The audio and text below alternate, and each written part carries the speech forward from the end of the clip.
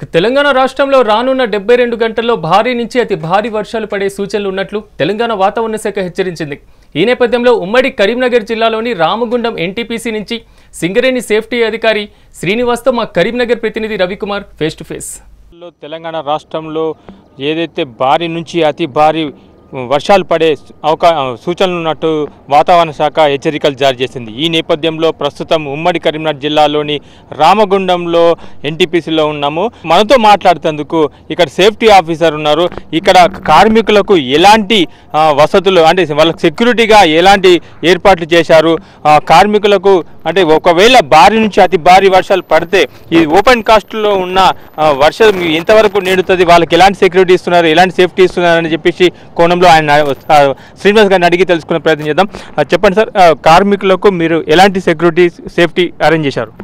నమస్తే అండి, మేము అంటే మైనింగ్కు సంబంధించి ఈ 72 గంటల ఇట్లా వర్షాలు ఉన్నాయనే సమాచారం మాకు కూడా ఉంది। అయితే దానికి ముందస్తుగా ప్రతి రైనీ సీజన్లో మేము ప్రిపేర్డ్ నేషన్గా ఉంటాం ఇట్లాంటి విపత్కర పరిస్థితులకు। దానికి అనుగుణంగా ఏం చేస్తామంటే బయట ఉన్న ఏ వాటర్ కూడా గనిలోకి పోకుండా జాగ్రత్తలు తీసుకుంటాము। వీటిని మళ్ళీ వర్షం కొట్టే రోజు కూడా మా సీనియర్ ఆఫీసర్ వచ్చి వర్షం కొట్టే టైంలో కూడా ఇక్కడ ఏమైనా ప్రాబ్లం ఉందా అని చూడడం జరుగుతుంది। అట్లాగే ఇక కార్మికులకు సంబంధించి వర్షాకాలం వర్షాలు పడుతున్న సమయంలో కార్మికులు ఎవరు లోపల ఉండరు। మన ఎక్విప్మెంట్ కూడా ఏంటంటే సేఫ్ ప్లేస్లో పెట్టి మళ్ళీ వర్షం కులుచుడు ఆగిపోయింది అన్న తర్వాత అంత సేఫ్ అన్న తర్వాత ఓర్మెన్ అట్లా అసిస్టెంట్ మేయర్ ఇద్దరు కూడా ఇన్స్పెక్షన్ చేసి అంతా రక్షణతో కూడుతున్న అన్న తర్వాత మాత్రమే ఆపరేటర్లు అలౌ చేస్తాం। అంతవరకు ఎవరిని కూడా మనుషులను అలౌ చేయము। వర్షం కురిసినాక ఒక 1-2 అవర్స్ మనం ఇన్స్పెక్షన్ చేసి అలౌ చేస్తాం। ఇక దానికి సంబంధించి నీళ్లకు సంబంధించి మాకు అండర్గ్రౌండ్ గ్యాలరీస్ నడిచినాయి కాబట్టి ఈ బ్రోకన్ ఏరియాలో అంటే మైన్ జరిగిన ఏరియాలో 30 హెక్టార్లు 35 హెక్టార్లు ఉంటుంది, అంతవరకు ఉన్న వర్షపు నీరుతోటే లోపలికి పోతుంది। కాబట్టి ఇప్పుడున్న పరిస్థితులలో మా మైన్లో ఒక వరుసగా 3 రోజులు 30 mm అట్లా వర్షం పడ్డా కానీ లోపలికి వాయిడ్ ఉంది, నీళ్ళన్నీ దాంట్లోకే పోతాయి, మనకేం పనులకు ఆటంకం జరిగే అవకాశం లేదు। అట్లాగే పైనుంచి కూడా పోకుండా మేము అన్ని జాగ్రత్తలు తీసుకొని రెగ్యులర్గా మానిటర్ చేస్తూ ఉంటాం। హైవాల్ సైడ్ కూలే అవకాశం ఉంటుంది కాబట్టి ఆ సైడ్ ఎక్విప్మెంట్ ఏం లేకుండా మనుషులు కూడా లేకుండా చూస్తాము। వర్షం వెలిసినాక కూడా ఒకసారి మళ్ళీ ఆ ఏరియాలలో ఏమైనా నాని వీక్ అయినాయా అని చూసి సేఫ్ అని తర్వాతనే వాళ్ళని అలౌ చేస్తాం।